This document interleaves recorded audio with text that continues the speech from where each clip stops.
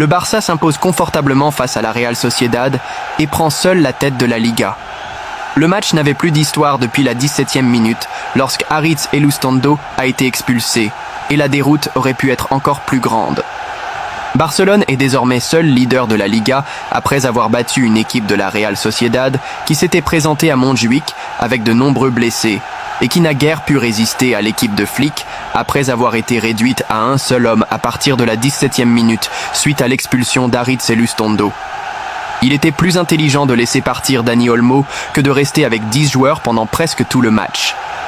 Les buts de Gérard Martin et Casado avant la pause ont mis fin au match. En deuxième mi-temps, Araujo et Lewandowski ont complété le score. Flick et Imanol ont tous deux apporté quelques changements à leur 11 de départ en raison du calendrier chargé de ce mois-ci où les équipes ont été plongées dans 3 compétitions. Le Barça a fait tourner sa défense en faisant entrer Gérard Martin et Araujo, tandis que l'équipe de Saint-Sébastien a laissé Oyarzabal sur le banc pour l'Islandais Oscarsson. D'autres joueurs importants du Real, comme Kubo et Aguerd, se sont reposés, mais ont été suspendus.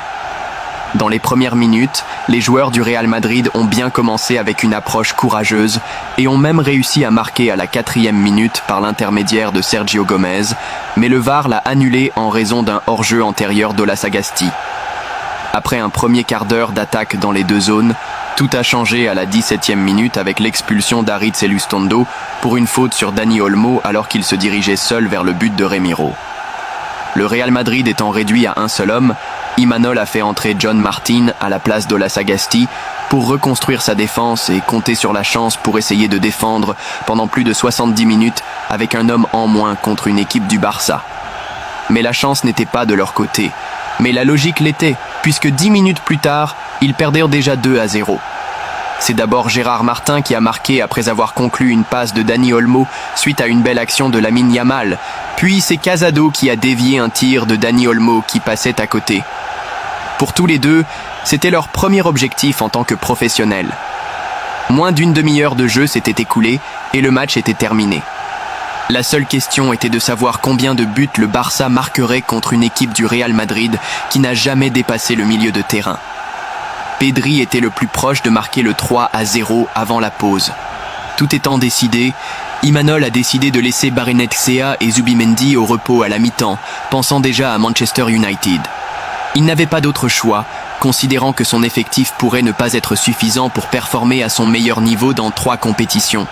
Et avec une équipe dans laquelle Remiro, Aramburu et Zubeldia étaient presque les seuls joueurs reconnaissables sur le terrain, le Real s'est préparé à affronter la seconde mi-temps.